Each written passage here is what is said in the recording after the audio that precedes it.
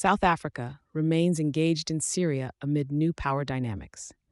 As the dust settles over the weekend coup that ousted Syrian President Bashar al-Assad, South Africa's presence in Damascus remains unshaken, with its ambassador and embassy staff staying put, despite the dramatic shift in control to the Hayat Tahrir al-Sham (HTS) led insurgents early on December 8th.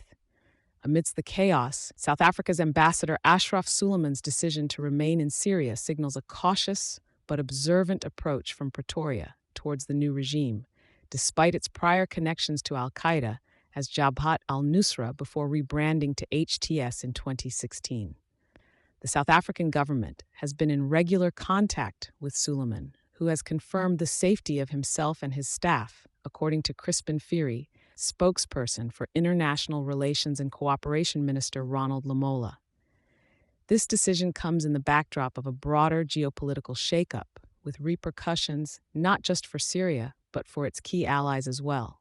The fall of Assad marks a significant strategic loss for Russia, which has been a robust supporter of the Assad regime since 2015.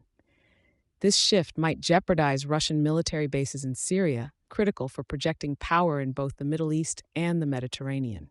For Iran, another longtime ally of Assad, the regime's collapse disrupts a crucial conduit for arming Hezbollah in Lebanon, potentially weakening Iran's geopolitical stance in the region.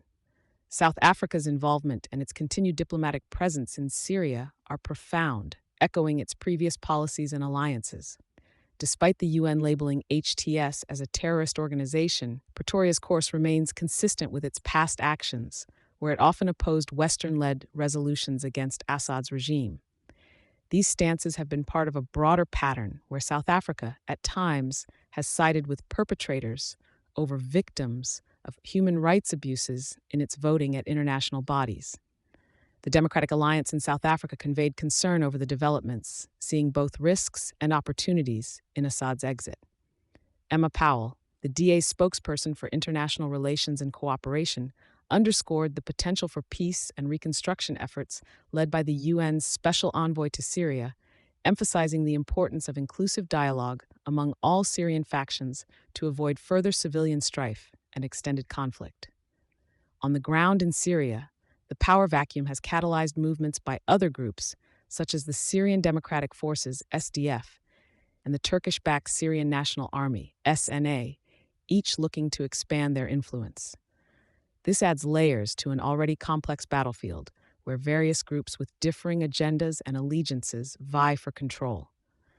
The situation presents an intricate challenge for South Africa and the international community, as they navigate these new power dynamics in a historically volatile region. The outcomes will likely influence regional stability and the humanitarian situation in Syria for years to come. Thank you for choosing Satori News.